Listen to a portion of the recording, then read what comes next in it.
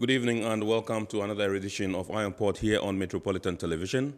Iron Port is proudly brought to you in association with the Ghana Ports and Harbours Authority, Ghana Revenue Authority, Goyle Company Limited, Serene Insurance, and the Integrated Customs Management Systems ICOMS.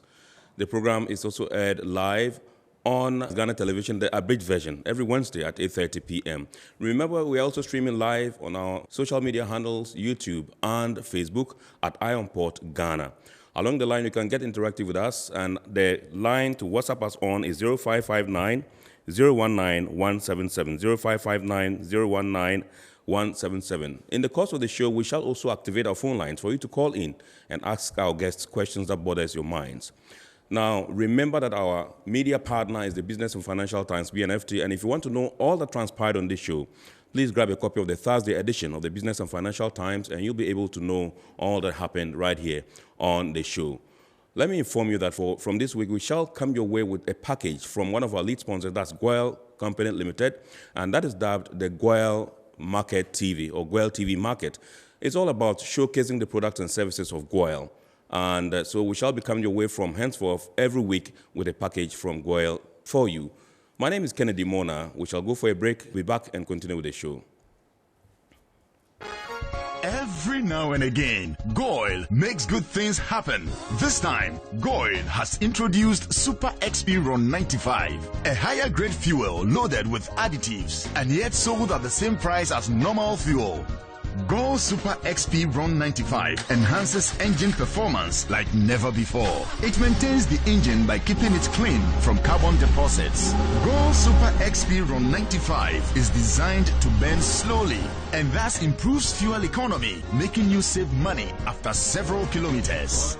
Goyle Super XP Ron 95 gives you a smooth driving experience, that is, less vibrations. Fill up with Goyle Super XP Ron 95. Now there's no need to pay more for any higher grade fuel. Goyle has that sorted. Goyle, good energy. Electricity, pay your taxes. Our taxes, our future. Because you see, without our taxes, we wouldn't have good roads, good schools, better hospitals, street lights, and other very important social amenities. When we pay our taxes, we give our children free and quality education. Talga, my money too small. Why should I pay my tax? Look, small. Salifo, it doesn't matter how small or big your business or income is. You still have to pay your taxes. The little taxes from each and every one of us, when put together, could give your community clean water or that deprived school with tables and chairs. Please pay your taxes. It is your responsibility. It is your civic duty. It is the law. Oh, how are you? Hi Yvonne, a few words please. Everyone is talking about the fire at your production house last week. How are you holding up? Has production stalled? No, not at all. My crew and everyone on my set is perfectly fine because I insure with Serene Insurance. As a matter of fact, I've had all my equipment replaced, including the vehicles that were affected. My workers have been sorted out. Even my production downtime has been covered. So it's all good. I have a meeting to attend to, so I have to get going. Sorry about that. Which insurance company did you mention? Serene Insurance, the new face of insurance, a member of First Sky Group.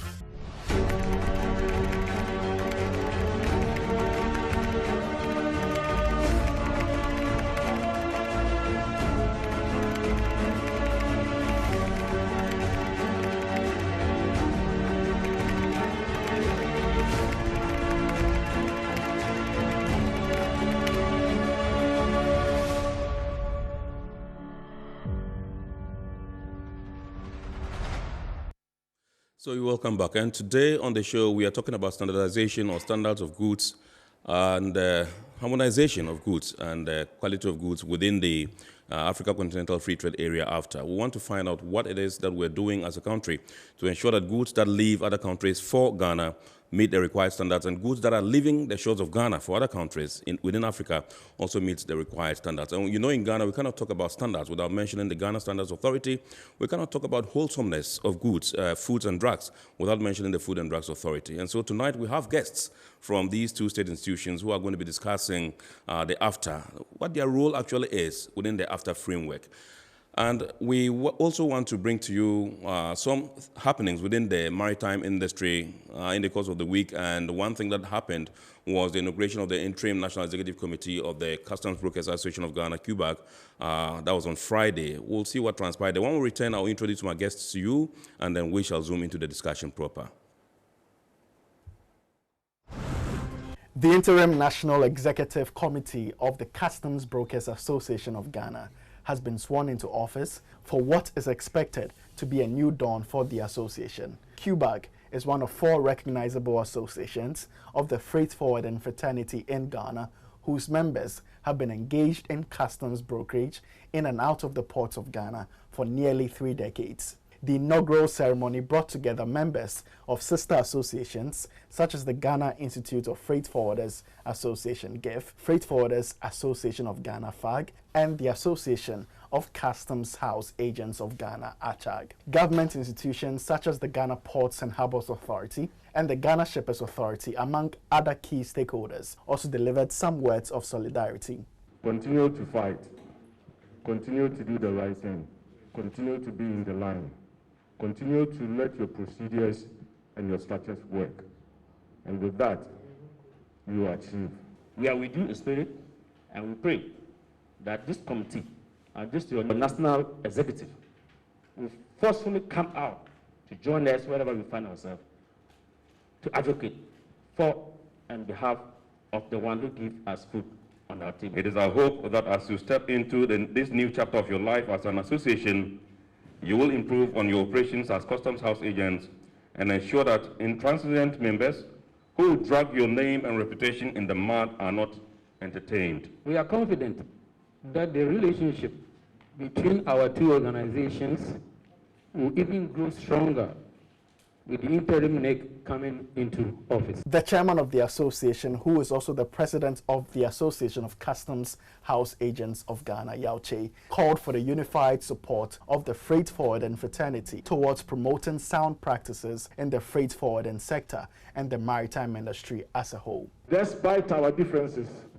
despite the fact that we all have different leaders, we have come together and formed one committee. When there's an issue, we come together, we discuss them, then we go out to defend or destroy what the policy could be. The new interim chairman of CUBAG, Nana Fredua Ajimano Foriata, pledged to serve diligently towards the needed transformation and excellence. On my own behalf and that of my colleagues, we accept the challenge, knowing all too well the enormity of the task ahead. It is daunting, but not insurmountable.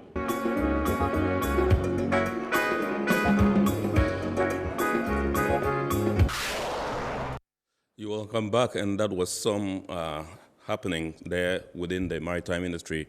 That was on Friday, where the Customs Brokers Association of Ghana inaugurated a new national interim executives. Indeed, they are supposed to say affairs of the association for a few years, and this has happened after 29 solid years of the existence of CUBAG. Now, we'll go straight for the GOIL TV market, and then when we come back, we'll now introduce our guests and zoom into the discussion.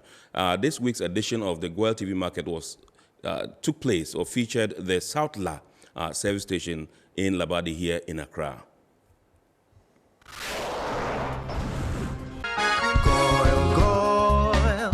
In the service of the day. I'm happy today seeing the number of vehicles which come to this station to buy. It shows that Ghanaians understand us. There are 2 types of stations in this country. Or let me say 3 types. GOIL, the biggest, some other big ones which are foreign, and then the rest. If you put them, GOIL is the best. We are Ghanaian, we sell the best quality. Our measurements are the best. Whatever money we make stays in this country. GOIL is committed to always coming out with innovative products and making sure that our customers get value for money. When you look at the terrain and you look at what is going on, we are offering you RON 95 not at selected stations. We are offering you RON 95 at all GOIL service stations, and the emphasis is all GOIL service stations. This experiment is to create a situation whereby the fuel is burning and we're able to tell if the other additives on the market are able to reduce carbon emissions as they claim against the XP3 fuel additive. So as you can see, the XP3 was placed in the first chamber, and then the other additives have been placed in the second and the third chamber. East and west, we always stand for the best. GOIL, GOIL, GOIL. So as you can see, the first chamber is XP3 fuel additive. The second chamber is the other two additives, the other ones on the market. As you can see clearly, that this one burns clean. And you see, one important thing is, for instance, if you use another additive or you buy another fuel and you have a change of mind and you start buying from GOIL, because there's a presence of the XP3 additive, it's able to correct that problem. So we are going to create a situation whereby we are correcting it. So as you can see, when we added the XP3 fuel additive, it is now burning cleaner. Now you don't see the smoke again. So if, for instance, you buy fuel from some other OMC and you change and start buying from GOIL, because there's a presence of the XP3 fuel additive, you realize that your car, the smoking comes down. Some of us, this is where we buy our fuel. Since GOIL brought the RON 95, my car has been performing and I drive more miles with a little fuel. So I don't think I'm switching anytime soon. It is very good for my engine. It doesn't burn fast. It makes the engine last long. And then the most interesting part about it is that it makes me save money and I make good sales because it doesn't burn fast. Go for a normal consumption is okay. Na other ones I'm used to, I'm person be a dintino. Distance I'm the go in each channel. Longer than other ones na meton. You go there meton go para. Go in there. They be only the best fuel in Ghana. If you want quality fuel, it's GOIL. When you come to GOIL, you get our upgraded fuel. That is the Super RON 95. Then the diesel SP. We have 13 trade areas, comprises of 95 stations. We have 10 stations in trade area 2. We have Peshin station down there, Printers Road stretch. We have our Batona station. We have Chado station. We have our Cantonment station. And we have Bema Camp, we have Liberation. And we have our Coca-Cola runabout. Here at GOIL, especially at the South La filling station or any filling station in GOIL, you can get various grades of lubricants for your car needs. We have lubricants for all types of vehicles, be it a truck, be it a saloon car, be it trotro, be it a taxi, be it any kind of vehicle we have. We have an oil to meet your needs. I have traveled a bit, and the standards that GOIL uphold could meet any standard anywhere in the world, and that makes us confident that we should keep buying from them. Me should carry me to GOIL 2-3 years. I'm engine. I will urge all my colleague drivers, especially the taxi drivers, if they want to make good sales like I do, they should patronize the Super XP RON 95. It's good for the engine as well. We are selling this RON 95, which is a bit expensive at the market. We are selling to you at the same price. Others are selling it higher. GOIL is here to stay. GOIL is here for the best interest of all motor riders and all commercial vehicles, all private vehicles. I know that you cherish your vehicles. We are giving you the best quality fuel. GOIL, you are the pa. GOIL, you are the idea. GOIL, if you feel, you can say, at the pa, it will feel so. GOIL, GOIL, GOIL is good energy. So that was the GOIL TV market, which was from the South La service station here in Accra. And remember, with GOIL, you can never get it wrong as far as your fuels are concerned. Now, tonight we are discussing harmonization of standards and the quality of goods within the Africa Continental Free Trade Area AfCFTA. And like I mentioned, I have officials from the Food and Drugs Authority and the Ghana Standards Authority tonight with me in the studios, and I'm going to be doing the discussion alongside them. And so I'll introduce Mr. Emmanuel Yao Kwarting, He is the head of division Center for Import and Export Control, Food and Drugs Authority. Thank you very much indeed, sir, for joining us. It's my pleasure. Thank you. And then we also have Madam Jessica Inkansa. She's the Acting Director, Western Corridor, and Head of Competent Authority for Fish and Fishery Products, Ghana Standards Authority. Thank you very much indeed, Mom, for joining us. Thanks for having us here. Absolutely. Now, we also woke up to the sad news of some species of fishes, including dolphins, that were washed ashore in some beaches around the country. That's within the coastal areas, Axim and the rest, and even here in Osu. And we know that the FDA and the GSA have been doing some work, as far as this particular incident is concerned. We have a local story on that. Let's go for it, and then when we come, we'll zoom into our discussion. Investigators have so far identified 13 different species of fish from the shoal that washed ashore, dead or weak, including what is believed to be dolphins at different coasts of Ghana. The first dead fish stock was spotted on Good Friday, April 2nd, followed by the ones at Aximbire in the western region on Sunday, April 4th. Authorities are still trying to find out what caused the over 120 dolphins to be washed ashore at the Aximbire beach and the different species of fish at the Osu Castle beach. A graphic online report said a fish health expert and former head of the Aquatic Animal Health Unit at the Fisheries Commission, Dr. Peter Zeda, who is part of the team investigating the cause of the mass death of fishes, said a detailed histopathology report is being generated to ascertain the actual cause of death. The fish expert clarified that media reports suggesting the Fisheries Commission had said the animals died from stress was a form of misreportage, although some physical features of the fishes demonstrated some stress. Dr. Zeda urged the public not to patronize dolphins or any of such animals washed ashore, as it may not only be unhealthy but could have legal ramifications.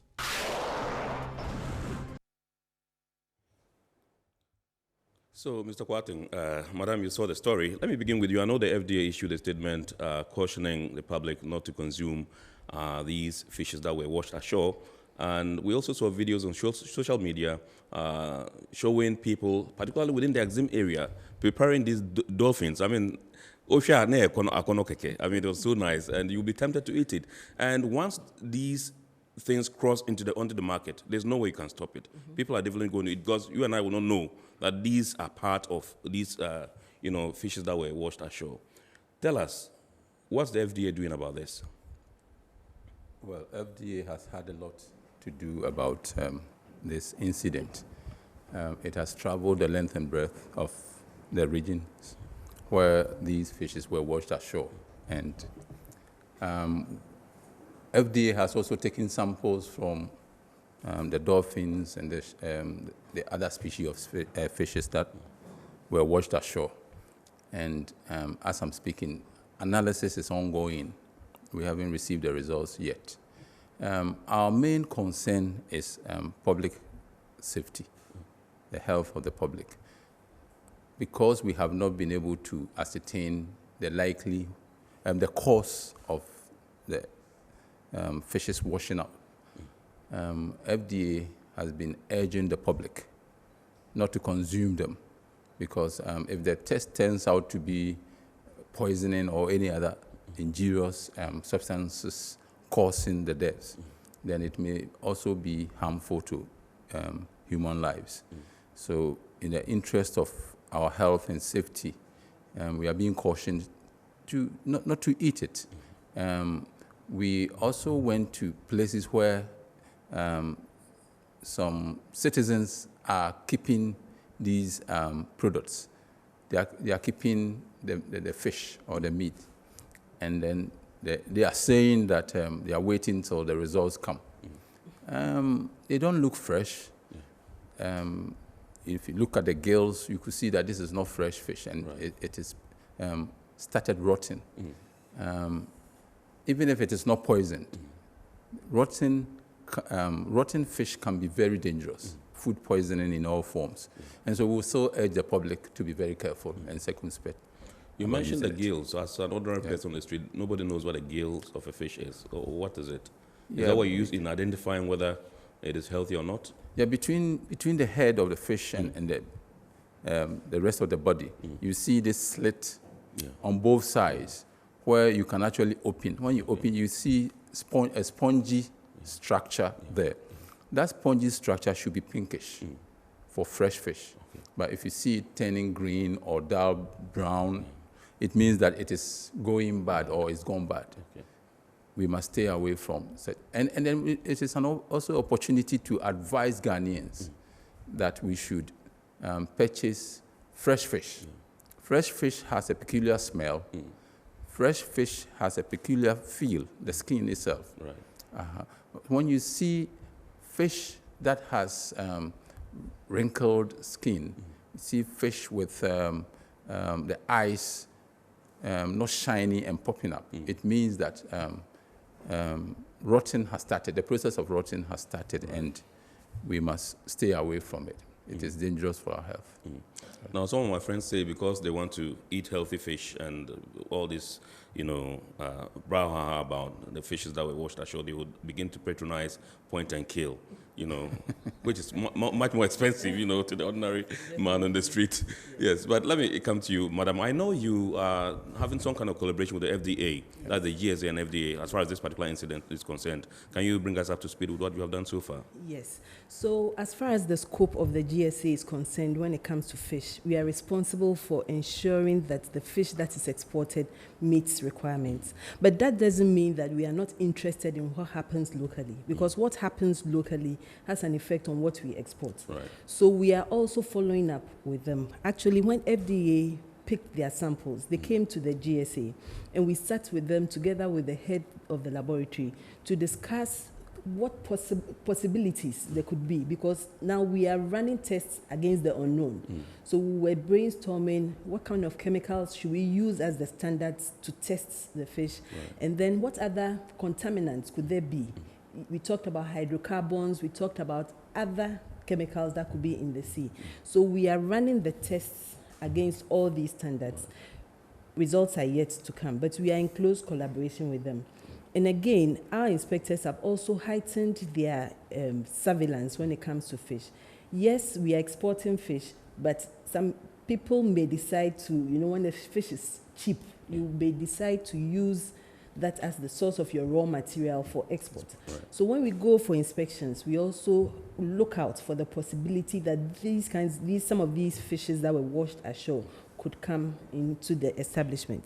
So like Mr. Kwartson said, we do the organoleptic tests, which are the tests with the senses. You want to feel the texture of the fish, smell it, make sure that it should meet the requirements of fresh fish. We know how fresh fish is expected to be.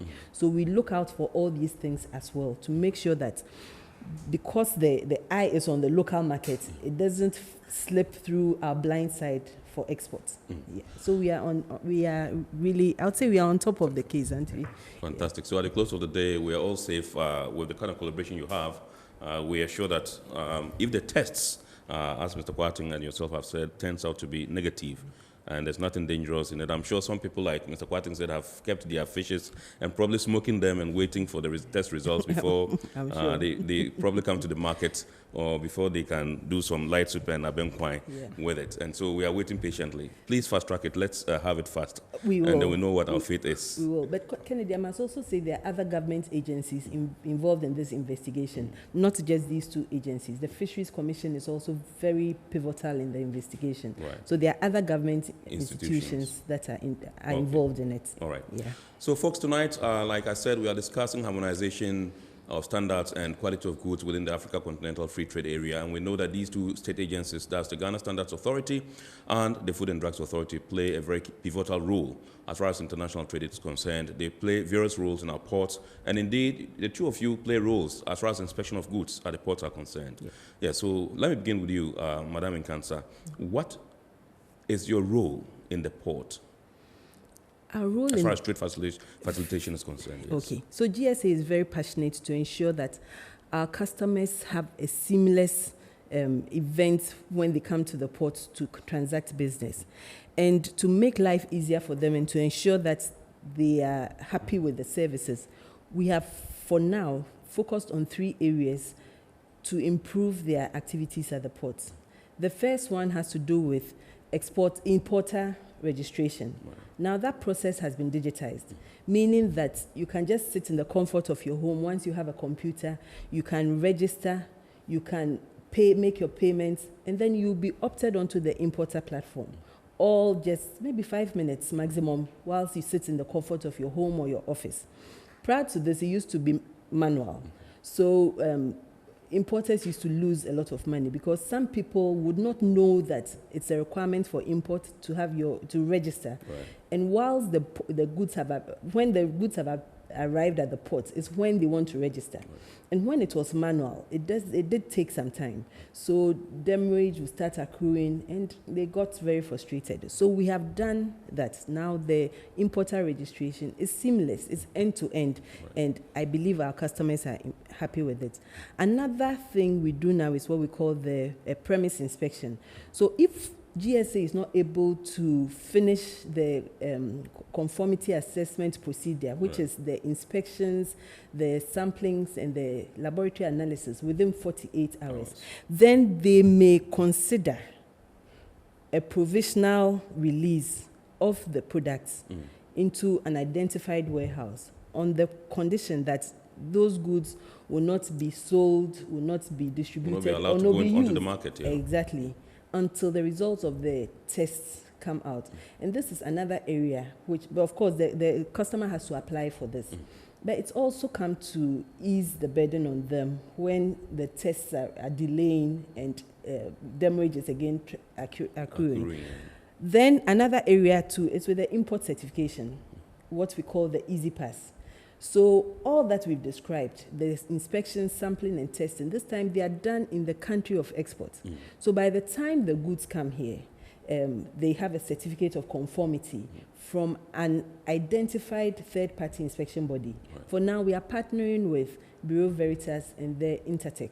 So they would do the inspections in the country of origin of the goods, of the consignment, then they would send it. They also sent the certificates to us electronically, so we are able to validate the certificates, and then it makes the release faster. I must also say that despite all these three, I did mention that for now, these are the three we have worked on.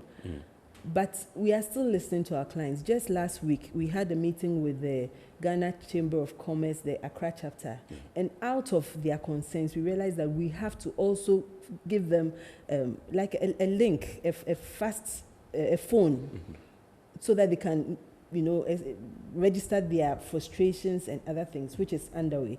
So in addition to this, we are still looking out for other ways to ensure that we can facilitate trade at the ports for our importers. Right. Yeah. Now, the coming into being of AfCFTA means an expanded scope of your operations. Yes.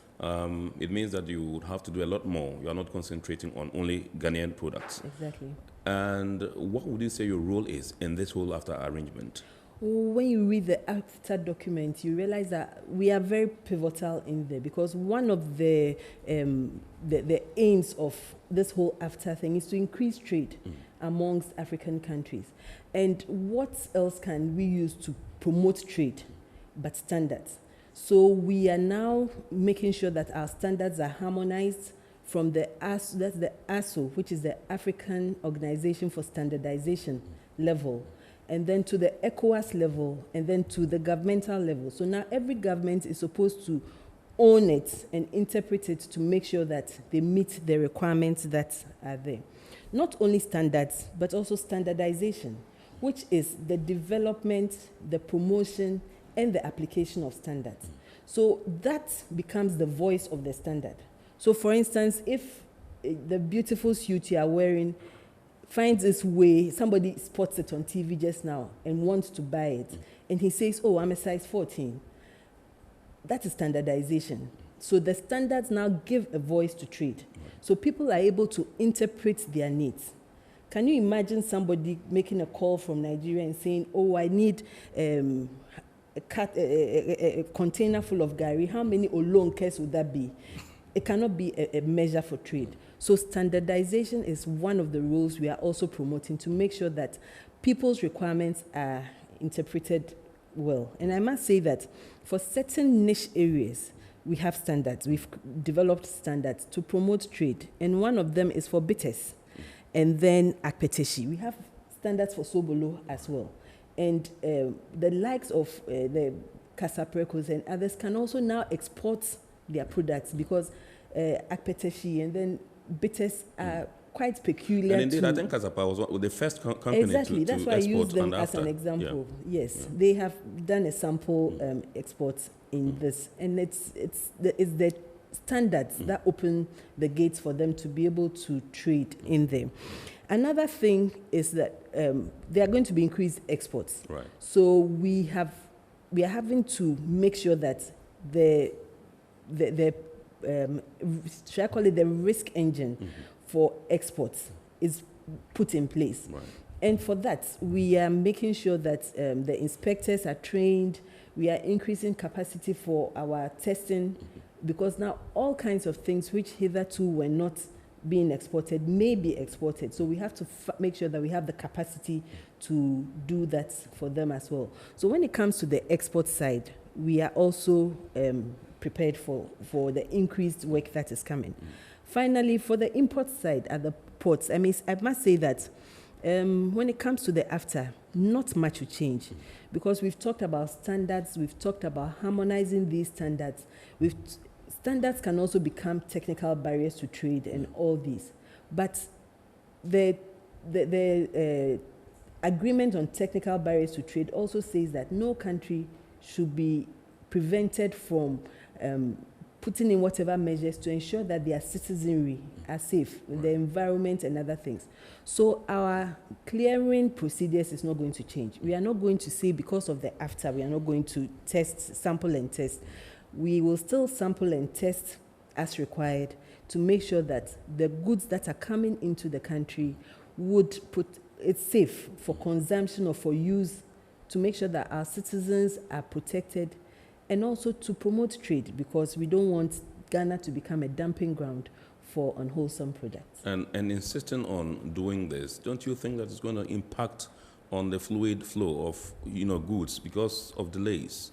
Not, I don't think so, because we are, if you come to GSA now, the Southern Gate, you realize we have a new billboard, and it's advertising our new times of operation, because we have identified that the influx of trade or the improvement in trade could also mean that our laboratories and other services may be overwhelmed. So now it's being structured such that the laboratories will work shifts. Right. So working shifts is going to make sure that more products can be tested and the turnaround time would be improved to prevent our services from becoming a bottleneck for imports. Okay. So let me come to you, Mr. Kwarting. Tell us about your role at the ports as FDA. Yes, thank you. I think we have similar roles. The FDA regulates food, drugs, cosmetics, household chemicals, and medical devices. And so if I should couch that one out of GSA, the roles almost similar. But then we are FDA's prime aim of being at the port is to safeguard public health and safety. And this it does by inspecting, regulating cargoes that are coming into the country. Okay. So we have products coded based on the HS codes, and then integrated into the ICOMs, so that seamlessly the clients, the importing fraternity, the clearing agents can interact with FDA on the ICOM system, so that trade will be facilitated. Hitherto, it used to be manual, where everybody will be pulling from different angles. This time we are on one single window. Because it's integrated, so yes, it makes life easier. Yeah. And then also, Jessica mentioned the risk engine. We all sat down and looked at our individual activities, how it will impact on trade. Right. Okay, so things that FDA would have naturally done in our own way, we had to integrate into the system in the port so that we could all facilitate trade. So the FDA has 13 categories of points that we have inputted in the risk-based system based on the product type. Right. Biscuits are less risky. They are dry products, and then they are not easily contaminated. Milk product, the dairy products, are very risky because they are prone to contamination by microorganisms, these small germs that we cannot see with our eyes. And then frozen products are also very risky. So based on these categories, we have things in the risk engine so that FDA can quickly regulate these things at the port. We do inspections like GSA on individual consignments. We do sampling. We do take regulatory actions on non-conforming products. Right. It means that if, for instance, Company A decide to bring any product into the country, FDA, that is FDA regulated, it will fall into any of these categories. But FDA has a very important tool which sums up all our activities when it comes to individual products, and that is the registration process. Okay. If products are not registered prior to importation, then it becomes a very difficult thing to regulate at the port. To minimize delays, recently FDA have been drumming into the public's ear that we need to register. Right. Registration is a process that takes a product through scrutiny, through laboratory analysis, through label review, through physical examination of the contents, the organoleptics, and the rest. So now some business people accuse the FDA of, a laborious process in terms of registration, delays, elements of what do we call bureaucracy and all that. I mean, how fast or quick is it for one to carry through with the registration process? Yes, thank at you. The FDA? Bureaucracy. Well, that one, let's put it aside. I don't think that is the case. But FDA scrutiny is thorough. FDA scrutiny takes time. And indeed, if you look at regulators all around the world, for regulators, FDA regulator, every country has its own name. Ghana FDA, US FDA, UK MHRA, and the rest. We all do basically the same thing. Okay, so you can compare our time limits to others. If you look at the United States of America, registration of a particular drug, a single drug, can take a year. It is important and laborious, yes. When you come to Ghana, for medicines, for registration of medicines, the timeline is 6 months. Okay. For food registration, it's about 3 months. Okay. It doesn't mean that every food will spend 6 months with FDA. No, it depends on still the same risk and how difficult it is to test and the rest. But then, if we are able to do registration before these consignments come, then we believe that there will be no bottlenecks in the port. That's why we've been pushing everybody to register. I believe also that those in the business, importers, exporters, and the manufacturing fraternity in Ghana, they know what it takes to register a product. Right. So I believe those who are complaining may not be those in the core, I mean, the business clientele that FDA deals with. Right. Because before you enter into manufacturing, you know that your products will be registered and it will take so long. Okay? If you compare, in Africa, you compare the timelines, Ghana is way, we are better than most of them. 6 months, half a year. Half a year for medicines, yes. And it is the best that we can do. FDA has done a lot of internal arrangements with the coming into effect of AfCFTA. We've done a lot of internal arrangements. And now, you know, drug registration used to be about more than 6 months. It was about 1 year and the rest. Now we've cut it down to 6 months. For food, we've cut it down to 3 months. And even depending on the risk, and the complexity of the food product. Some food products can take maybe a week. All right. Or 2 weeks. The most difficult ones are taking 3 months. Okay. So you mentioned we've done a lot of AfCFTA. things. Can you tell us what your role is, you know, as far as the AfCFTA arrangement is concerned, and whether you have seen any significant increases in terms of volumes of work for you as a regulator of drugs and food in the country? Yes, our role throughout the preparatory stages and implementation has been very key. FDA, like Ghana Standards Authority, we use standards that are created by Ghana Standards Authority to regulate. Okay. So our role is to enforce those standards. And then we also adapt international standards. For medicines, for instance, we have various pharmacopoeia. We have the USA pharmacopoeia, we have British pharmacopoeia, we have international pharmacopoeia, and many other pharmacopoeias. When you say pharmacopoeia, what does that mean?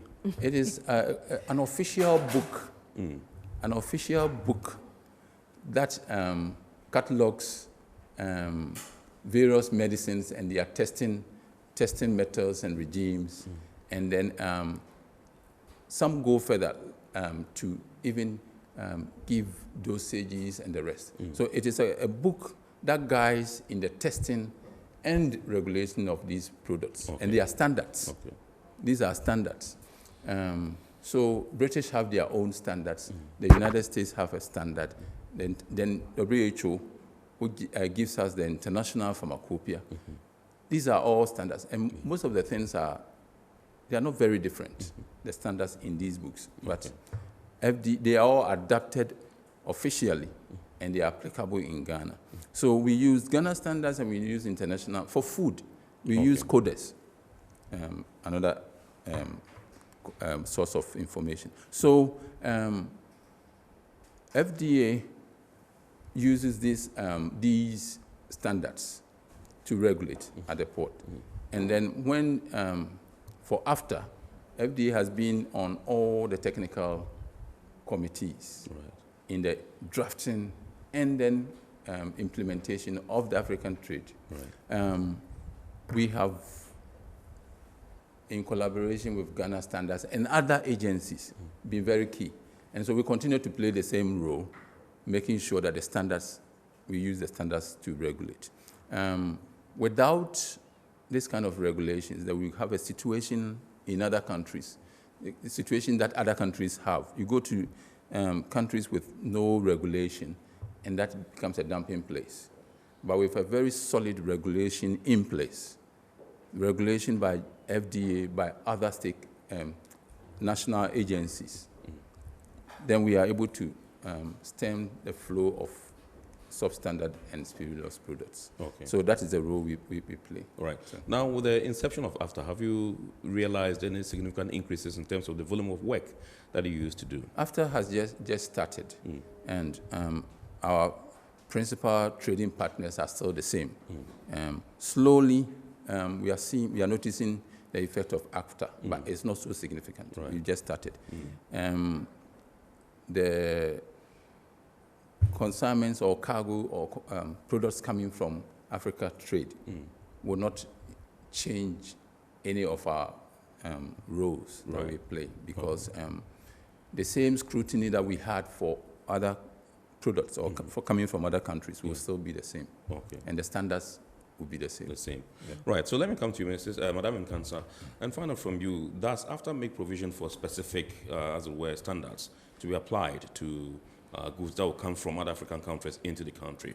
Yes. Because you can't have standards from Ghana being the same as standards, for Nigeria, for Liberia, and all the other, countries on the continent. So do you have specific standards that you've been asked to deal with and apply? Yes, so that's where the harmonization comes into play. So what we've done is that for products which we didn't have standards for initially, we may go first to the international market, international countries, other countries, to see whether there's a standard which we can adopt. But once a standard is adopted, it has to be harmonized at the African regional level, so that all African countries would agree to the requirements in that standard. So that is at the regional level. Then it comes to the sub-regional level. So then ECOWAS would also adopt it for those relating to West African countries. But it doesn't end there. The countries themselves are supposed to take ownership of the standards. Now, when we talk about harmonization, it means that we are trying to make the requirements inside the standards almost equivalent or almost the same. Absolutely. So, for instance, let me just give you a layman's example. Assuming we adopt a standard which is talking about hygiene of staff and says that there should be provision of warm water for hand washing. It might be because this standard originated from South Africa, which has cold temperatures. When it comes to the West African sub-region, we may change it to be water should be available, but it still gives the same interpretation of that requirement. Right. But in certain time, under certain conditions, a country can decide that the general requirements that has been adopted does not work for us, for that country. And that will come about only when they have proof that what they are specifying in the standard will not work for them.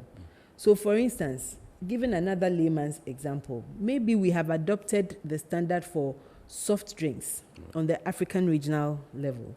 We've adopted it on the ECOWAS level. And on the country level, assuming Ghana says that they have noticed that there's an increase in child diabetes. So we do not want the sugar level in the standards. We want a lower one. They would have to justify it. Justify it with data and even publish it so that it doesn't become a technical barrier to trade. Right. Because if these things are not regulated, every country will try to protect its market by putting in some very stringent requirements which will not be applicable to others. So yes, the standards are available and they've been harmonized across the continent. And the essence of this harmonization or this making it equal is to facilitate trade. Trade. Yeah. Right. Mr. Kwarteng, does the coming into effect of the AfCFTA, has it affected your procedures in any way?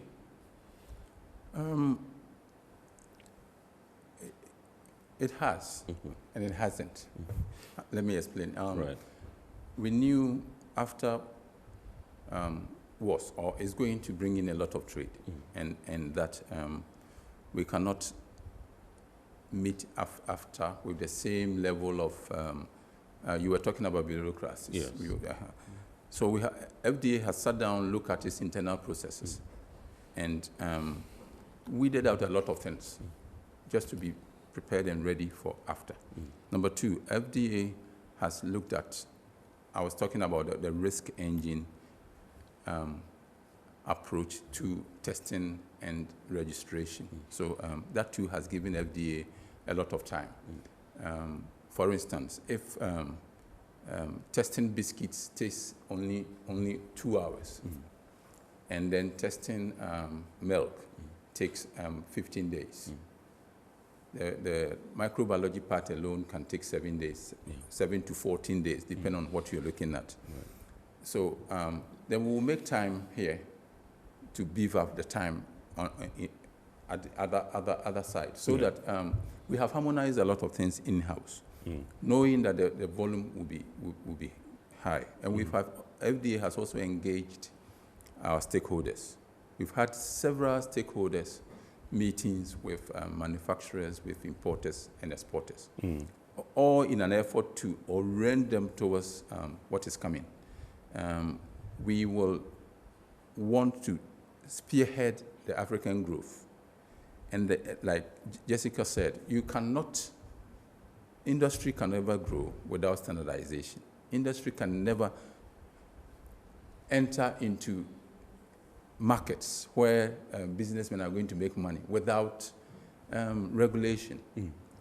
And regulation is also by standards. Right. So we have taken our clients through most of these things. We've had several stakeholder meetings. And then the cost of registration, for instance, has been reduced. Okay. So that just to encourage as many clients as possible to register. What's the level of reduction? How much in was some it cases, and how much is 80%. it now? In some cases, we have 80%. Would you want reduction. to mention figures? Yes, I can. For pharmaceuticals, the cost, the fee for registering one medicine, let's say paracetamol, was $3,600. Okay.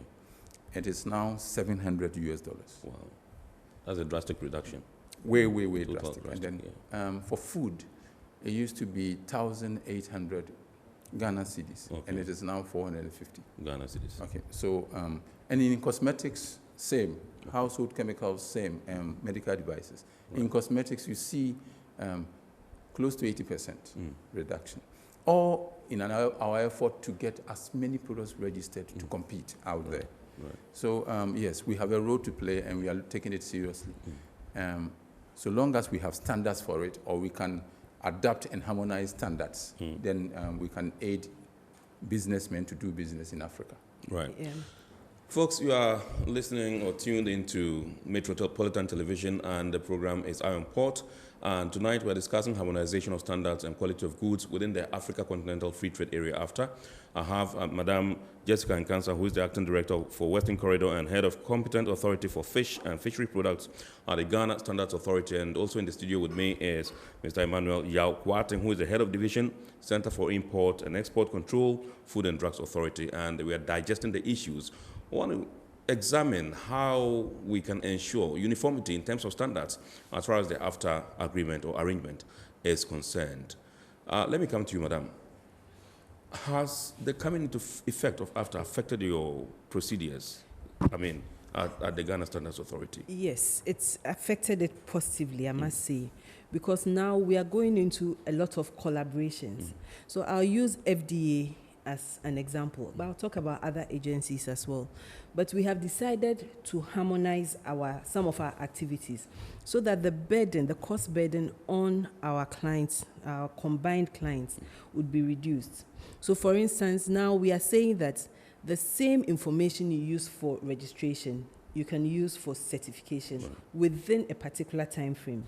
So, of course, if you do registration and you go to bed for a year and you come back with the same results, we cannot use them for certification. Absolutely. But that also gives a reduction in the costs. I cannot give you figures because I have so many figures in my head for different things. I may be giving you the wrong information. Right. But there is a reduction. We met, GSA, FDA met with the Association of Sachet Water and Packaged Water. I can't remember the acronym for them. And they are the first to pilot this collaboration where the same information used for registration, product registration, can be used for certification. And it was a very welcome thing. They were very happy about that collaboration between us. But there are going to be many more collaborations between GSA and FDA. Another thing is, the Ministry of Health invited all the agencies that are responsible or play a role in the export process to come together so that we could streamline our activities. Again, to remove the duplication of some of the tests and other procedures that exporters have to go through. And as at now, it's being spearheaded by GEPA, Ghana Export Promotion Authority. And we are now putting our process flows together to see where there are overlaps. And of course, where there are overlaps, it's going to be streamlined so that we do not frustrate industry by letting them repeatedly do the same thing. We also realize that there's been an increase in the request to export honey.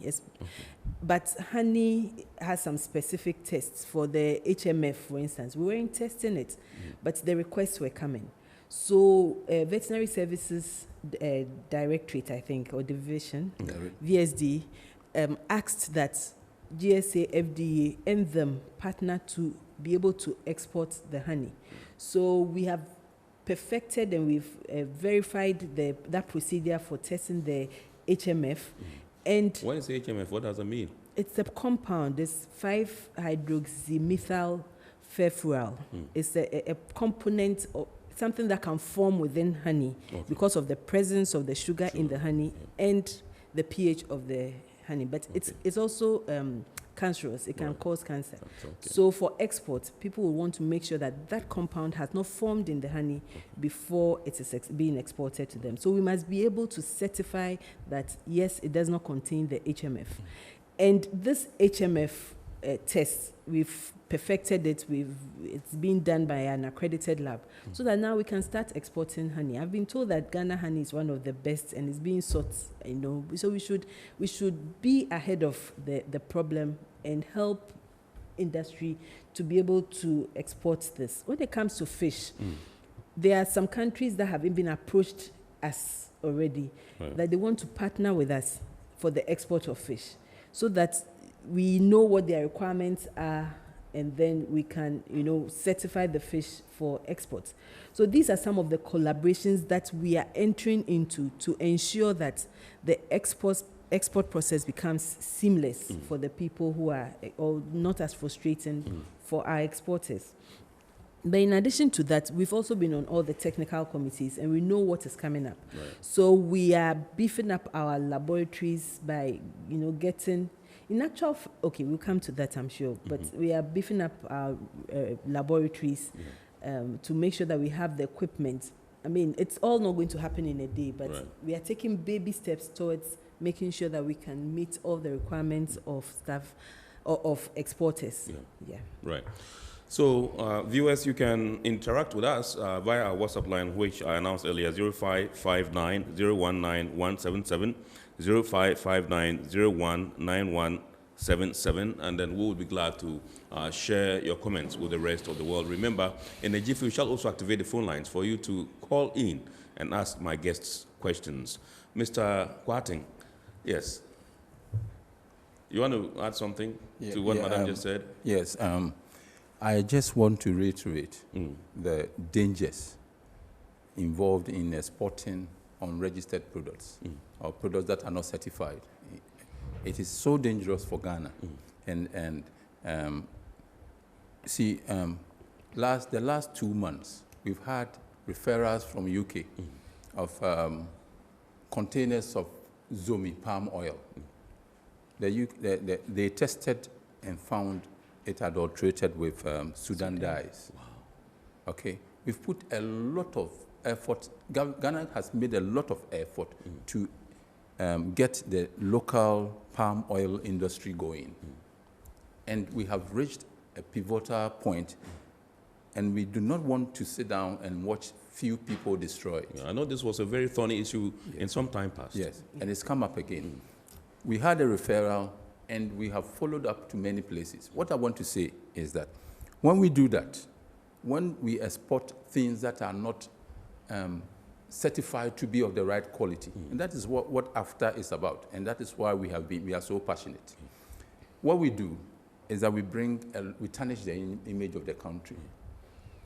In UK and Europe, they are not just calling the brand of the oil, they are saying Ghana oil. Yeah.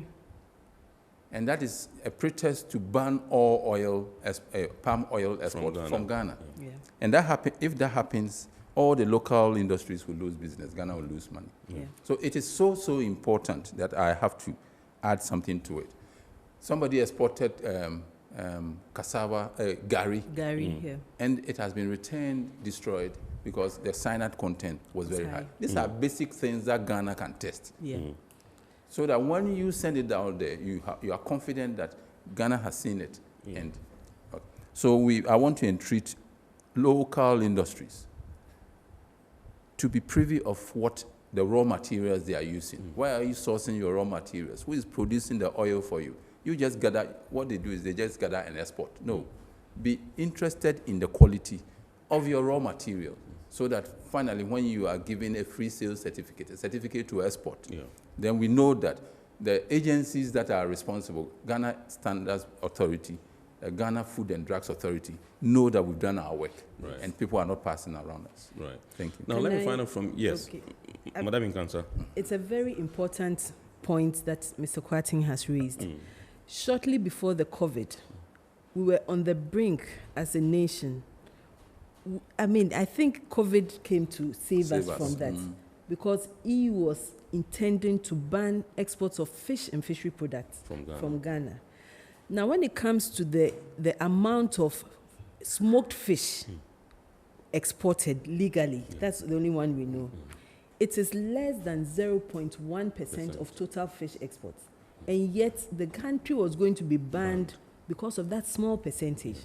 Fish exported as plantain, fish exported as vegetables, fish not labeled, not declared, fish sent with, do you know pangolin?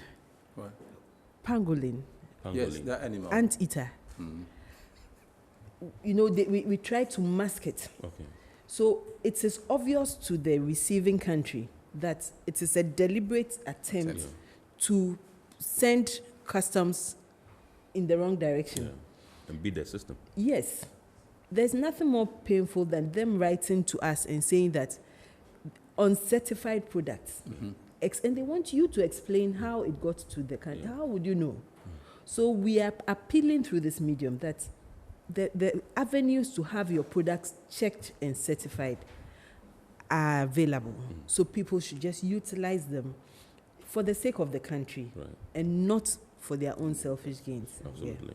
All right. So, Mr. Kwarteng, I want to come to you and find out whether there's any form of institutional capacity building, by the Ghana Food and Drugs Authority to ensure that you are alive to your responsibilities as far as the AfCFTA arrangements are concerned.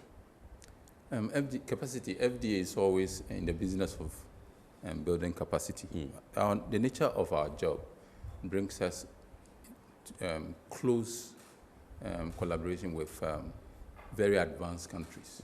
And as we rub shoulders, so certain things from us rubs on them, and they also rub certain things on us. So we constantly doing that. Training, FDA spends more money on training than most of the things that we do. If it's not COVID, you always see staff traveling outside to train with other regulatory agencies who are known to be very good in whatever we want to learn. So training is always done. Within Africa, yes, we are also looking at the African continent and see what we would need, what kind of training we would need to be able to satisfy the requirements of exporting to most of our sister countries in Africa. So we are doing a lot of training. And then retooling. Jessica talked about buying machines and the rest. Yes, our lab, for instance, I've seen drawings, I've seen technical drawings, I've seen things that shows that FDA wants to put up another lab because this one we cannot cope with the capacity. It runs 24 hours and all, but still, we believe that with after coming in, we will need to have a bigger lab. So yes, we're doing a lot of things to get ready for them. Madam Nkansa, let me find out from you. Do you see the requisite infrastructure at the ports as, let me say, a catalyst that can propel the AfCFTA agenda? Oh, yes. The new system run at the ports. In fact, ICAMS has come to also streamline a lot of activities. And it's making it difficult for people to circumvent the processes. We are hoping that with time, the export part of it will also be rolled out. Then we would have a full import-export system. I know they are working on it. But yes, the system is satisfactory to meet these requirements of ensuring that trade facilitation is assured. One of the good things about the port system now is the combined inspections. So when the goods arrive through established medium or a media, the inspectors are informed and they go together to inspect the product or the import. And it's also another way to ensure that, you know, I mean, you can only run from one agency. You cannot run from both or others. So the products always go through the right channel. And also, it forces or forges collaboration between agencies, information sharing, which is what would facilitate trade. Because if FDA should pick up something on their risk rating, definitely they would have to share it with us so that we also look out for it. In fact, we are even going further to start, you know, studying the data of incoming imports so that we can determine the risk from source, where the products are coming from, the routes it is coming from, the kind of product that is coming, you know, so that all these will build into a system which will ensure that the port system will be efficient in delivering its mandate. Right. Okay, so at this juncture, I have the privilege of announcing our phone lines for viewers to contribute. I know it's one particular area maybe Mr. Kwarteng dreads so much, but let me announce the phone lines: 020-552-8353, 020-552-8353, and then we'll be glad to pick your questions, and then my resource persons would answer.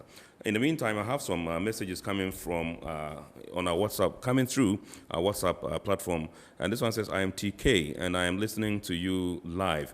Kudos to Ghana Standards Authority and Food and Drugs Authority. I can't believe there has been that much reduction in the registration. Wow. So, Mr. Kwarteng, some funds for you out there for the reduction in the fees for registration. This one says, in addition to your program, the potential for more exports, the ordinary expect AfCFTA to provide unprecedented opportunity to consolidate and harmonize standards of goods produced in Africa and make standardization a strategic tool for mass production. This one is from Miftahu, Tamale Central. Thank you very much, Miftahu. Our regards to the people in Tamale. Now, our Facebook page, we have some questions coming from there as well. This one says, that's something Asakya. Okay, that's the Executive Secretary of the Importers and Exporters Association. Thank you very much, man, for watching. He says, watching my brother live here in Zenu. Oh, okay. Thank you very much, Samson. We're glad you have tuned in. This one is from Papa Ray. He says, very good points from resource persons. Thanks for the education. This one is from Samuel Chunibua. He says, wow, that's amazing. Well, I don't know which of the points amazes you indeed. Next time, if you can be more specific. This one is from Samuel Chunibua. Once again, he says, well said. Okay, I think he basically agrees with the things that you guys are saying. Ziad Hamwi, Borderless Alliance, my good friend, he says, greetings from Borderless in Accra. And he sends this one, he says, greetings from Borderless in Accra, Ghana. A great discussion and pertinent discussions. Ghana has worked on its SPS and NTB plan. Ziad, if you are good, candid enough to send us the full meanings of SPS and NTB, we'll be glad. Within the deliberations of the technical working groups of the National AfCFTA Coordination Office, the final report should provide a guideline for our BIAT development strategy, but we need to make sure that various national AfCFTA structures do not contradict each other or worse, go against the approved African standards. And so that's what Ziad Hamwi of the Borderless Alliance. Thank you very much for tuning in. This one from our WhatsApp platform says, please, I want the whole world to know my auntie is sharp while being I'm loving her inputs to the discussion. EAF. Madam Incansa, I think this one, the Wolf has a Bipa Washow. Right, so you can also keep your messages coming through. Remember, the WhatsApp line is 055-9019 177. And the phone in, if you want to call in and ask a question, is 020-552-28. I beg your pardon, 020-552-8353. We're glad to pick your calls, and then my guests in the studio would answer them. Am I hearing we have a call on the line? Hello, good evening. Hello, good evening, caller. Yes, what's your name, please, and where are you calling from? I'm from Polygon. Can you increase your voice a bit? I said I'm from Polygon. Coligono. Yes, what's your question, please? Yes. Your question, please.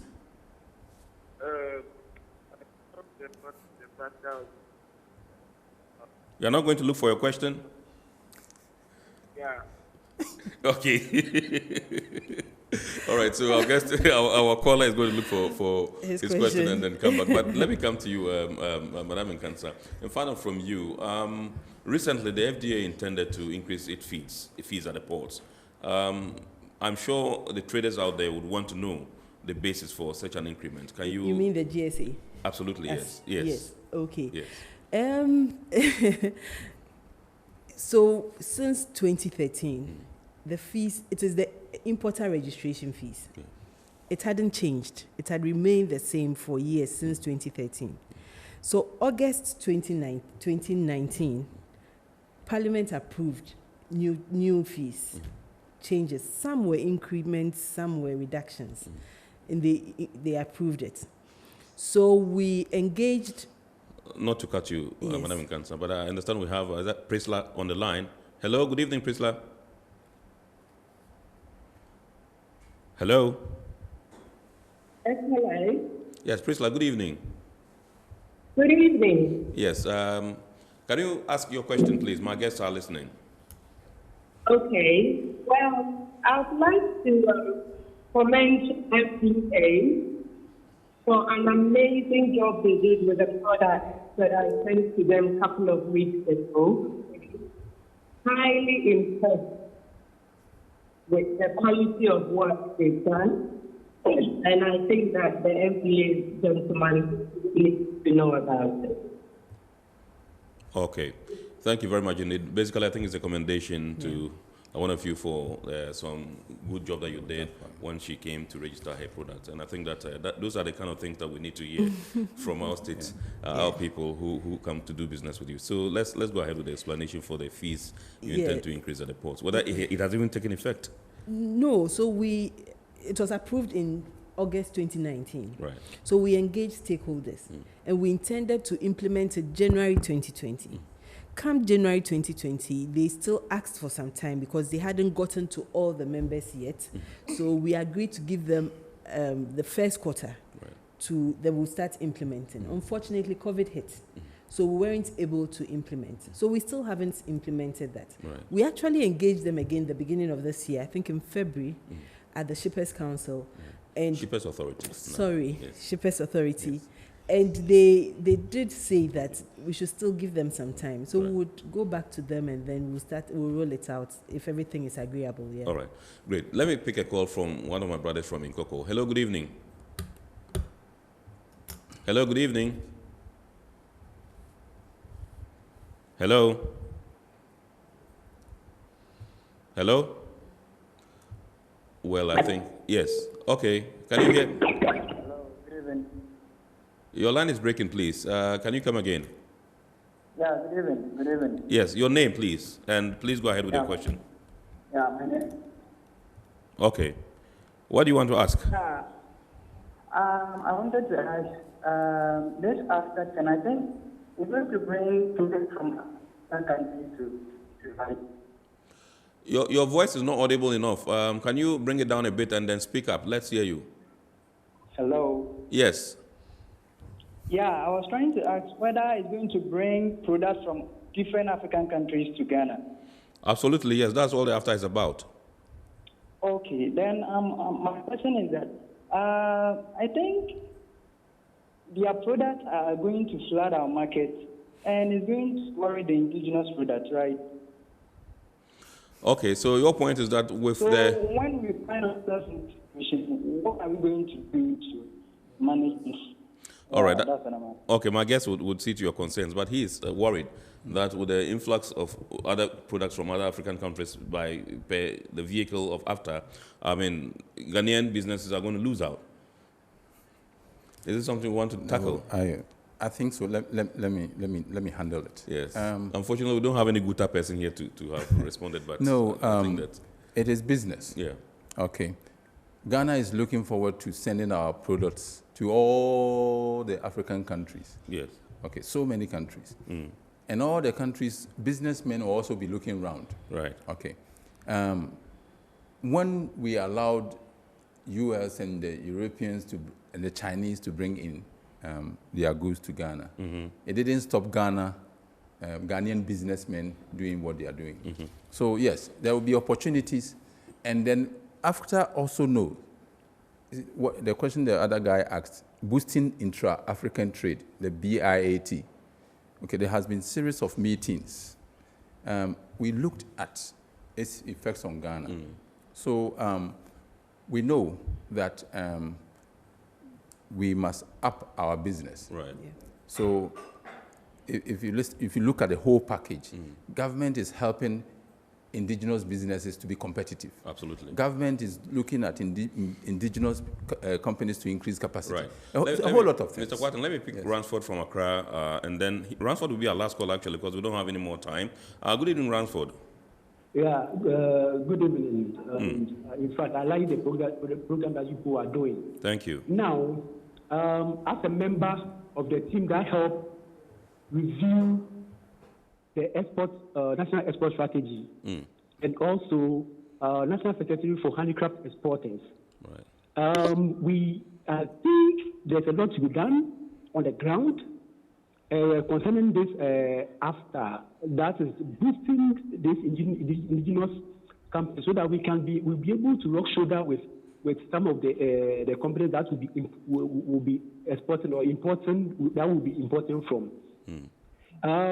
We have members, and recently our vice president, who is a lady, who is into soap and shea butter and this kind of. In fact, if she tells you what she went through to register her product, it will shock you. So sometimes, and this is not only one, we've had series of complaints, and sometimes I ask ourselves, some of us that even know these people, when we go through to even get our products registered in some of these things, then the ordinary Ghanaian on the ground who doesn't know anybody, how is this going to happen, or how is that person going to be helped so that his product can be registered and be able to export? So I think whatever we were able to review and bring on board during the national export strategy should be practical, should be implemented.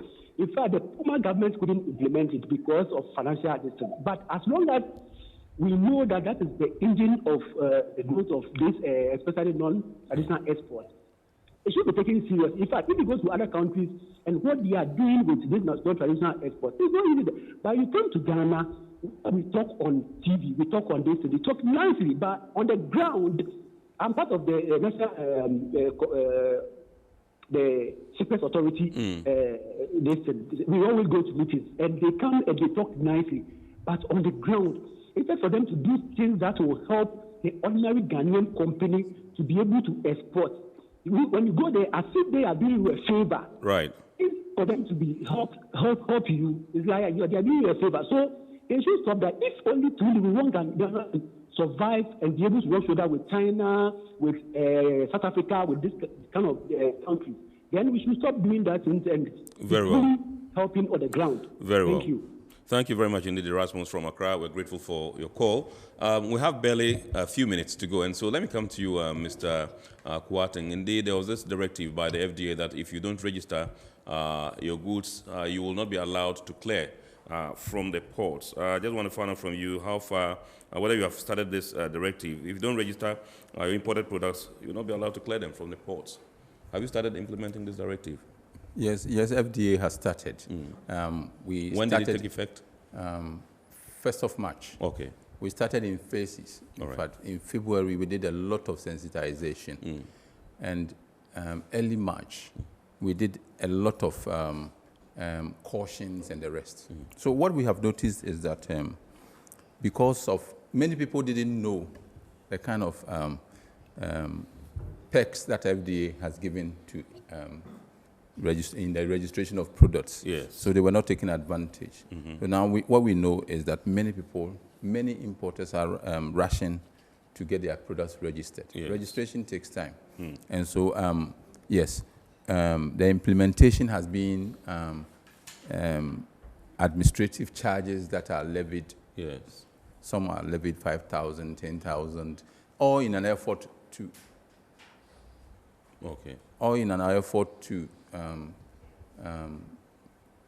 discourage importers from bringing in unregistered products. Very well. FDA will soon, you see, we are shifting gears. We will Yes. soon go to the higher gear, where we will need to repatriate or seize unregistered products. All right. So let me come to you, Madam Inkansa, and find out how far the Ghana Standards Authority has gone with its plans to introduce import certification for some categories of products. Yeah. So we have... Just briefly, because I understand my time is up. Okay. So we have started the Easy Pass, where we've identified some third-party, independent third-party agencies to collaborate with.